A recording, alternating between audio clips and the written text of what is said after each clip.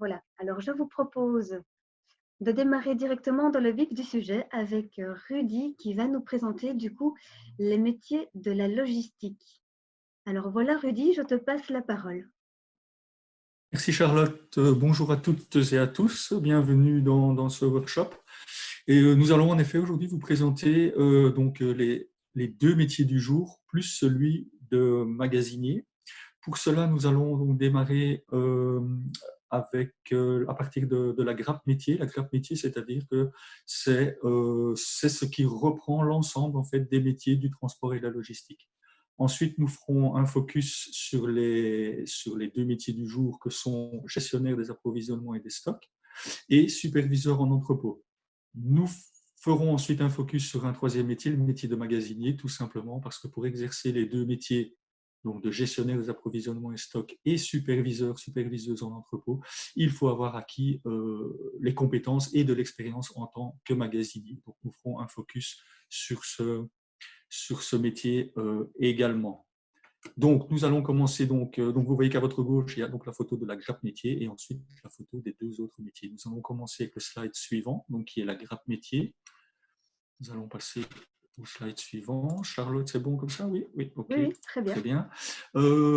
Donc là, vous avez devant vous ce que nous appelons la grappe métier et donc qui reprend tous les métiers qui composent le domaine du transport et de la logistique. Vous voyez que tout en haut de l'image, nous avons le manager de la chaîne logistique, c'est le patron, c'est le directeur, c'est la personne qui est à la tête de l'entreprise. Sous sa responsabilité, je dirais qu'il y a trois personnes, il y a trois départements, on peut dire, avec trois personnes à leur tête. Donc, la première, c'est le responsable d'entrepôt et plateforme, qui aura sous sa responsabilité le superviseur en entrepôt, qui lui aura sous sa responsabilité les magasiniers. Les magasiniers qui, eux, donc, doivent avoir les 5 compétences que vous voyez en dessous, c'est-à-dire qu'ils doivent être capables de conduire un chariot élévateur, de préparer une expédition, de préparer une commande, de préparer un espace de stockage et de faire une réception de marchandises. Au centre, nous avons le deuxième département, si on peut l'appeler comme ça, avec à sa tête le responsable approvisionnement des stocks et des flux de production, qui aura sous sa responsabilité 2 personnes, le gestionnaire des approvisionnements et stocks et le gestionnaire des flux de production. Ensuite, nous avons la dernière partie qui représente le département transport, avec à sa tête le responsable du transport, le responsable transport, qui aura sous sa responsabilité 4 personnes, le gestionnaire du parc véhicule, le dispatcher, qui s'occupera, lui, de dispatcher le travail entre les chauffeurs-livreurs et les chauffeurs poids lourds, et ensuite l'affréteur et le déclarant en douane. Voilà, nous allons donc maintenant, vous allez voir que le premier métier qui s'entoure, c'est le métier donc de gestionnaire des approvisionnements et stocks. C'est le premier métier sur lequel nous ferons un focus ce soir. Le suivant qui s'entoure, c'est superviseur en entrepôt. Et le troisième, je vous en ai parlé, magasinier. Pourquoi? Tout simplement parce que pour pouvoir prétendre à effectuer les deux premiers métiers, il faut absolument avoir acquis les connaissances en tant que magasinier. Eh bien, nous allons commencer donc avec le premier métier, donc, qui est le métier donc, de gestionnaire des approvisionnements et stocks. Et donc, vous voyez sur votre gauche la photo qui est déjà assez explicite. Donc, c'est une dame. On voit que c'est un métier administratif. Travaille avec ordinateur. Il faut certaines notions de comptabilité, certainement pouvoir utiliser Excel. Et voilà, donc là, déjà, la photo est assez explicite et on voit qu'elle a des connexions avec ses collègues de l'entrepôt. Ensuite, si on lit le texte, tout simplement, le gestionnaire des approvisionnements et des stocks gère le stock et gère l'approvisionnement en liaison avec les interlocuteurs internes et externes. Et il ou elle doit posséder les compétences de magasinier, nous en avons déjà parlé. Si nous prenons la première photo, donc vous voyez, il y a 3 photos avec chaque fois un numéro, donc c'est la photo tout en haut à gauche, la première. On voit en effet que c'est un travail administratif et donc qui amène des contacts avec l'extérieur, puisque la gestionnaire des approvisionnements approvisionne l'entreprise en marchandises et donc a des contacts avec l'extérieur, avec les fournisseurs notamment. Si nous prenons la deuxième photo, on voit donc une personne qui se trouve dans l'entrepôt, dans le stock, tout simplement là parce que la personne a également des contacts en interne, par exemple, avec le superviseur en entrepôt, avec les magasiniers, pour s'assurer que l'on ne soit pas en rupture de stock, par exemple. Donc, il y a aussi de temps en temps une possibilité que la personne doive se retrouver dans l'entrepôt pour aller discuter, si je puis dire, avec les superviseurs en entrepôt et ses magasiniers. Le but étant, donc quand on parle de gérer le stock, de gestion de stock, le but est de vérifier qu'il y a assez de marchandises en stock pour livrer toutes les commandes clients, tout en n'ayant pas trop de marchandises non plus, puisque un stock, c'est de l'argent qui dort.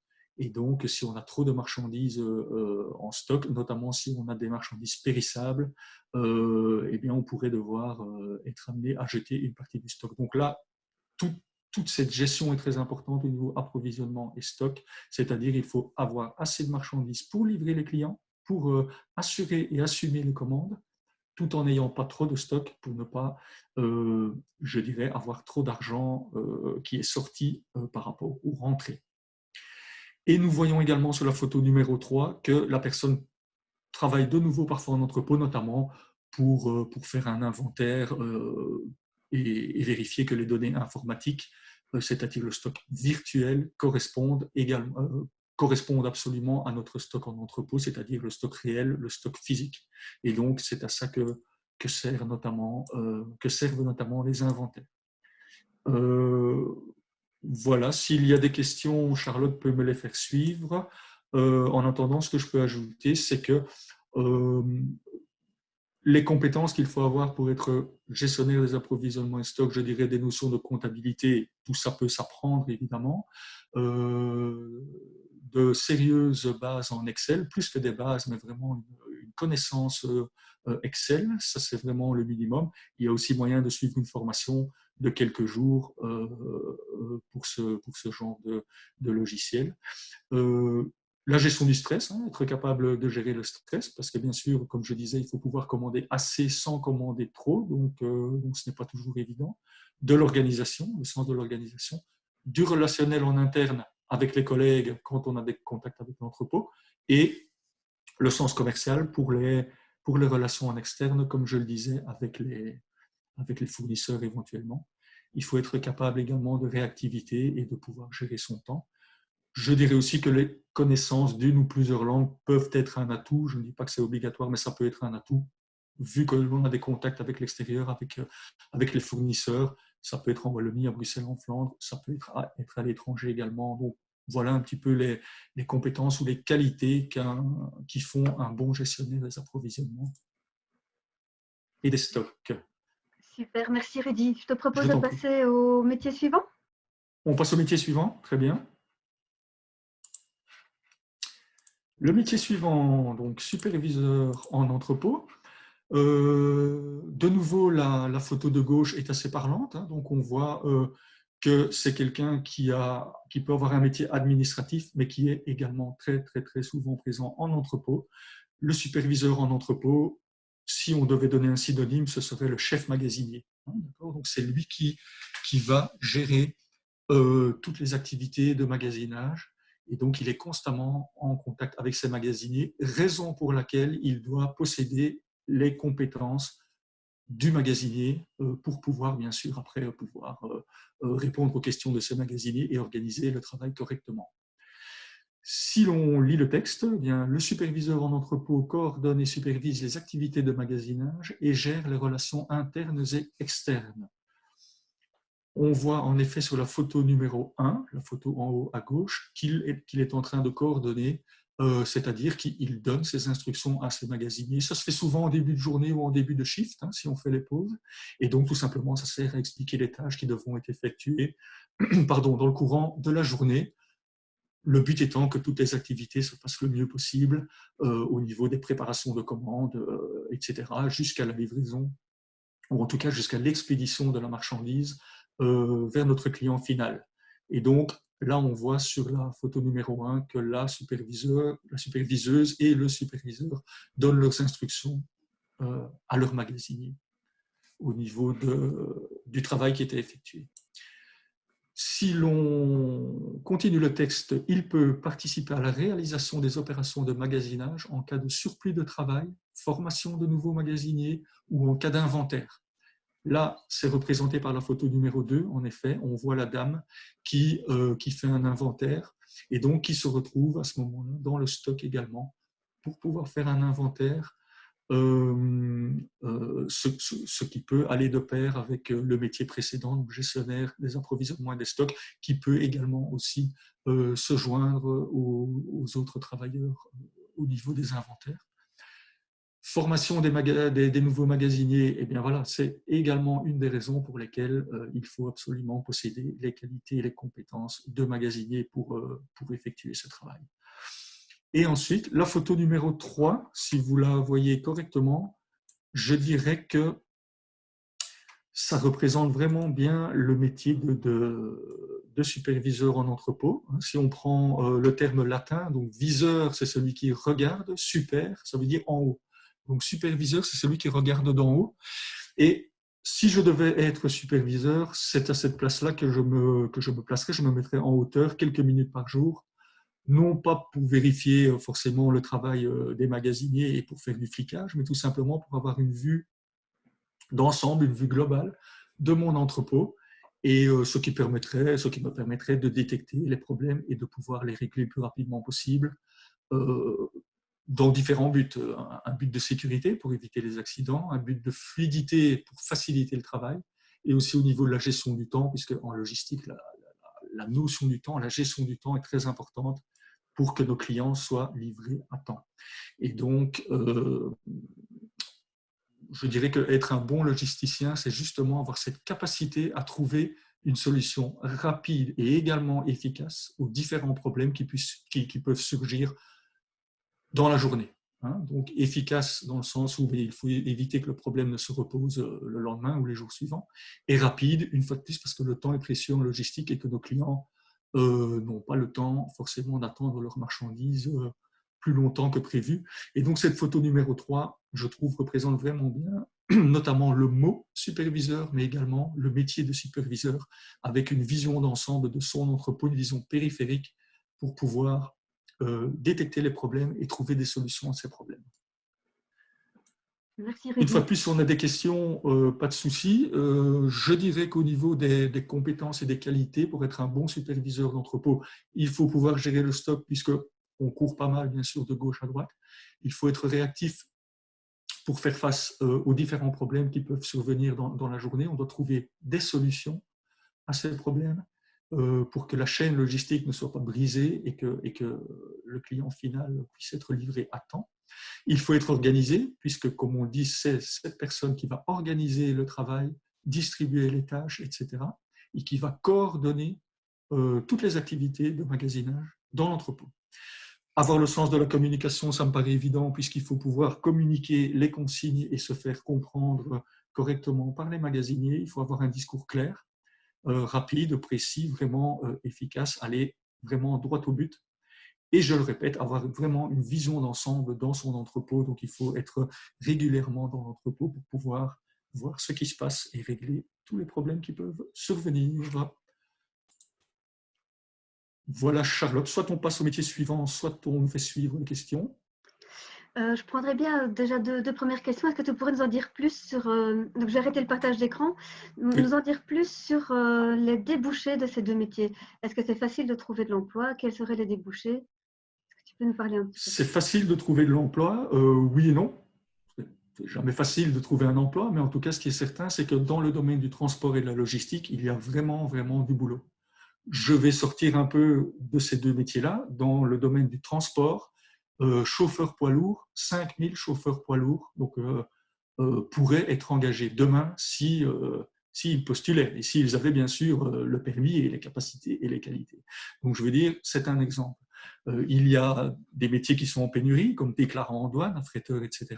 Et les métiers de superviseur en entrepôt et gestionnaire de stock, quand on a les qualités, peut-être pas encore l'expérience, mais en tout cas les qualités dont j'ai parlé, il est tout à fait envisageable, bien sûr, de trouver un emploi. Maintenant, il faut pouvoir aussi accepter de commencer, de faire une petite formation ou une formation en tant que magasinier, si jamais. Hein, comme je le disais, il faut absolument avoir les compétences et l'expérience en tant que magasinier. Et donc, qu'on l'ait ou qu'on ne l'ait pas, il faut peut-être faire peut-être un petit passage ou un petit rafraîchissement au niveau des compétences de ce métier de magasinier pour pouvoir après prétendre un métier de superviseur ou de gestionnaire des approvisionnements et stock.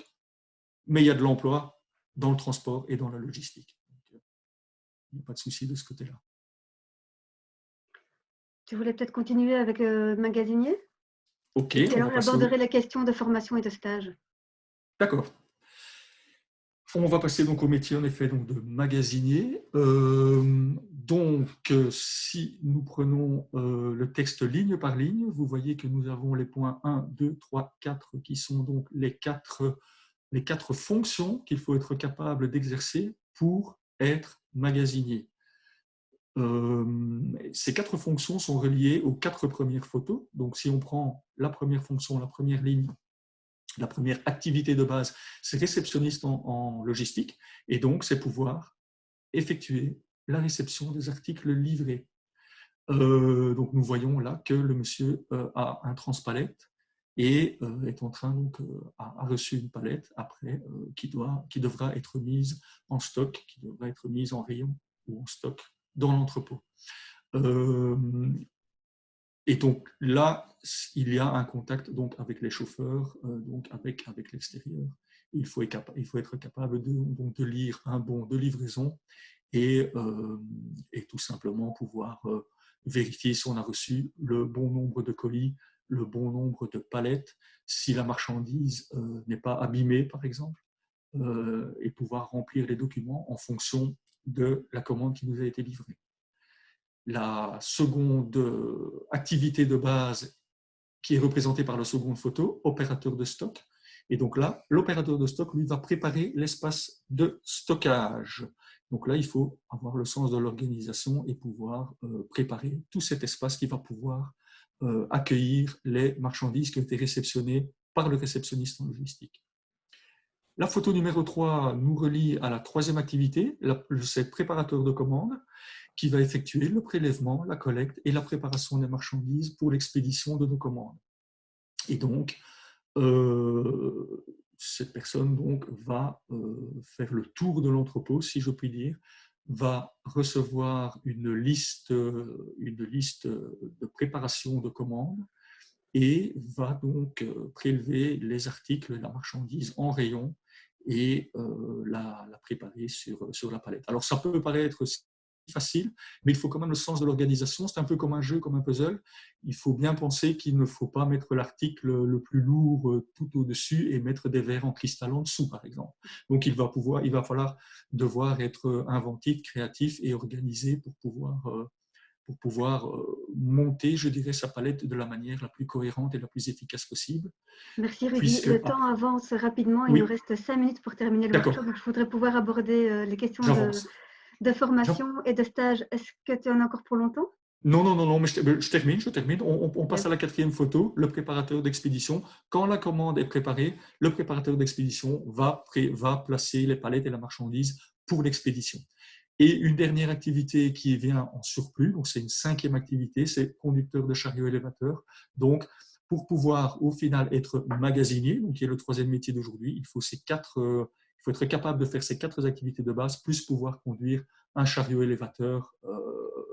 Voilà, un chariot élévateur. Donc, si tu veux, on peut passer au slide suivant et comme ça, je termine et on peut avancer.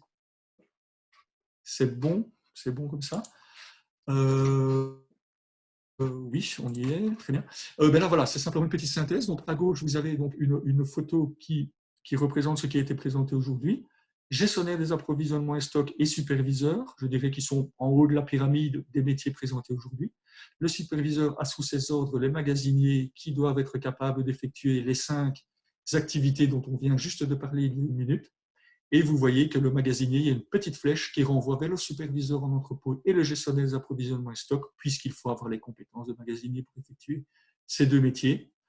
Et voilà, donc le slide fait un peu une petite synthèse de tout ça. Et je conclurai juste en 10 secondes en disant que, donc c'est la phrase qui se trouve en dessous, un bon logisticien doit avoir les qualités suivantes: de l'organisation, le sens du relationnel, la réactivité face aux problèmes, être capable de gérer son temps, ce que je dois faire aujourd'hui, voilà, donc c'est aussi un peu de la logistique, et voilà, afin que la chaîne logistique ne soit pas brisée, puisque si quelqu'un fait mal son boulot, ou voilà, la palette est mal préparée, c'est vraiment une réaction en chaîne, et cette chaîne est représentée par le petit logo que vous voyez à la gauche de l'écran, les deux petits maillons jaune et bleu. Voilà, Merci j'ai Rudy. essayé de faire au plus Merci vite, beaucoup. je C'est te rends la gentil. main. Une question pour le responsable de pôle, Patrick Fogel. Quand commenceront les cours et combien d'années dure la formation pour ces deux métiers? Alors, logiquement, les cours commenceront en septembre. Maintenant, ce sera peut-être la 3e semaine, la 4e semaine. Au regard du contexte dans lequel nous sommes, ben voilà, ça reste encore à définir et à préciser. Mais la construction des horaires sont en cours. Donc, de toute façon, à un moment ou à un autre, vous aurez les informations via le site Internet et lors de l'inscription. Voilà. Donc, quand vous viendrez vous inscrire, dans les deux périodes qui sont soit entre les dates qui vont être fixées sur le site entre mai et fin juillet, sur rendez-vous uniquement, et l'autre partie qui est également à des jours définis, mais au tout venant. Donc, lors de votre inscription, on vous donne en général soit accès à vos horaires ou aux horaires. Et de Merci. manière générale, la durée des formations, mais en termes de magasinier, normalement, c'est 2 ans. C'est ça, Vincent? Donc, pour les formations entre guillemets chef d'entreprise, ici c'est une formation en coordination et encadrement, mais c'est bien 2 ans. Donc, une première Voilà. année magasinier, donc pour le public au-delà de 18 ans. Hein. Première année de magasinier avec 256 heures au total sur l'année. Et alors, ensuite, une deuxième année où vous avez le diplôme à la fin du superviseur et du gestionnaire, et donc pour une formation qui dure sur un an de 264 heures. Voilà. Et Voilà. vous avez également l'apprentissage. Donc là, je ne sais pas évidemment le public qu'on a aujourd'hui. Donc c'est pour les plus jeunes à partir de 15 ans jusqu'à 23 max.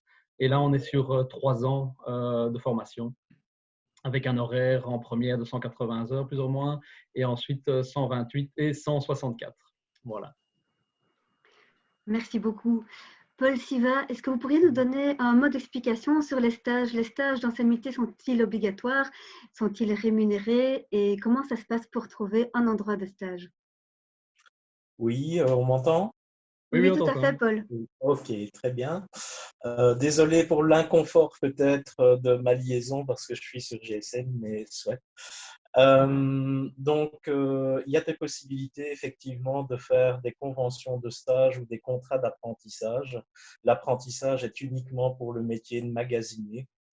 La convention de stage est possible aussi pour les deux autres métiers.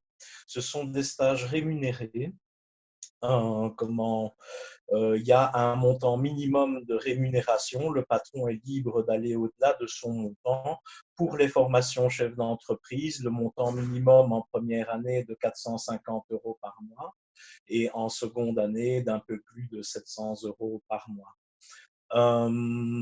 Ces stages sont du temps plein, donc c'est-à-dire que vous travaillez 38 heures semaine en ce compris vos heures de cours. Donc les heures de cours doivent être déduites et vous avez un horaire de travail au même titre que quelqu'un qui travaille dans le domaine, c'est-à-dire que si même les cours à l'EFP, vous n'avez peut-être pas cours pendant les vacances de Noël, Nouvel An, etc., vous travaillez en entreprise pendant que vous n'êtes pas au cours. la convention de stage est une négociation comme l'emploi, c'est-à-dire à vous de négocier un peu, d'aller vous présenter chez un employeur. Vous pouvez être aidé par un délégué à la tutelle. Chez nous, c'est un petit peu un drôle de mot, mais on pourrait lui donner aussi le titre d'accompagnateur qui peut vous aider dans vos recherches et qui vous aidera. C'est lui qui fera la convention de stage, qui signera la convention de stage avec votre patron formateur potentiel. Alors, donc je l'ai dit, ces stages sont rémunérés, ces stages sont du temps plein. Ça permet que vous ayez une expérience professionnelle dans un système qui est beaucoup plus souple qu'un contrat d'emploi et beaucoup plus facilement accessible qu'un contrat d'emploi pour quelqu'un qui n'a pas d'expérience dans le métier. Voilà. Merci Paul. À nos participants, si vous le souhaitez poser une question en live, je vous propose d'activer votre micro et de la poser. Sinon, on va clôturer gentiment ce workshop maintenant. Mais donc, si vous avez une question, n'hésitez pas. Nous avons plusieurs personnes qui sont présentes pour vous répondre, dont notamment la Fédération du transport et de la logistique. Donc, c'est vraiment l'occasion de… Voilà, je vois qu'un de nos autres, une des personnes présentes souhaite parler, donc je vous laisse la parole. Vous pouvez poser votre question. Bonjour, merci pour toutes les informations données. Vous m'entendez? Oui, Oui, très tout bien. à fait. Oui, Bonjour, voilà. on vous entend. Je voulais savoir si par rapport au profil de superviseur, si un magasinier avec quelques années d'expérience pourrait accéder sur le marché de l'emploi à ce profil sans passer par une formation. Ou est-ce que, oui, est-ce que une formation est obligatoire pour le profil du superviseur? Donc, Patrick. Patrick, oui, je t'en prie. Oui, je dirais que si je comprends bien le sens de votre question, c'est l'utilité de faire de la formation ou de ne pas la faire pour décrocher la fonction qui a été présentée. C'est bien ça? Oui, tout à fait. Est-ce que l'expérience peut suffire? Alors, et combien d'années éventuellement pour un magasinier? bon, je pense que de manière générale, on peut aborder la réponse de deux manières. Ça dépend évidemment le besoin, la recherche et le mode opératoire de l'entreprise et du patron de l'entreprise qui sera sollicité pour une telle demande. Soit il a un besoin urgent de personnel et il va considérer que effectivement, au regard de son expérience, il peut progressivement le former lui-même pour la fonction dédiée. Voilà, c'est une manière de faire et ça répond au degré d'urgence. Cependant, je pense qu'ici, on est dans une démarche qui est de dire, tiens, comment est-ce que je peux découvrir et avoir les compétences d'un métier qui va vous servir durant une carrière complète et au regard du diplôme qui sera remis au terme de la formation, vous aurez gagné en crédibilité au regard de la démarche et de l'orientation que vous souhaitez entreprendre. Merci Patrick. D'accord, merci. Est-ce que quelqu'un d'autre a une autre question? Sinon, on va clôturer gentiment le workshop maintenant. Je vois que nous avons encore quelques personnes présentes qui nous écoutent. Donc, si vous voulez poser une question, c'est l'occasion. Alors, à votre écran, vous voyez que pour tout ce qui est inscription, si vous souhaitez vous inscrire, il ne faut pas hésiter à envoyer un mail à l'info accueil, donc info@efp.be. Nous avons toute une équipe qui est très proactive et présente pour répondre à vos questions et à vos mails, ou alors par téléphone au 0800 85 210. Vous avez un QR code, vous pouvez le scanner et poser d'autres questions. Je sais, 30 minutes, c'est relativement court. Mais donc, si vous vous rendez compte qu'il y a une question qui était importante et que vous n'avez pas eu l'occasion de poser, pas d'inquiétude. Vous pouvez revenir soit par le QR code, soit par le site efp.be et nous poser vos questions. Je propose de passer un tout petit sondage juste pour voir si on a pu répondre à vos questions durant ce workshop. Donc voilà, je vous propose de compléter.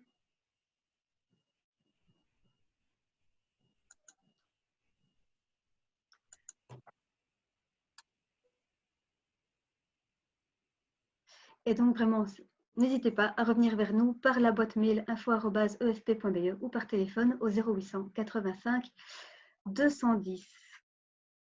Eh bien, écoutez, on arrive au bout de nos 30 minutes ensemble. Je vous souhaite une très, très bonne soirée. Je remercie l'ensemble de nos intervenants. Merci à Rudy Soudan pour sa belle présentation. Merci à M. Fogel, à M. Blayen et à Paul Siva pour leurs réponses aux questions et au temps qu'ils nous ont accordé. Et puis, merci à vous tous participants d'être venus aujourd'hui pour ces métiers relatifs au transport et à la logistique. Je vous souhaite une excellente soirée. Au plaisir de vous revoir à nos prochains workshops. Et sinon, que tout se passe bien. Bonne soirée. Au revoir. Bonne soirée. Au revoir. Au revoir. Au revoir.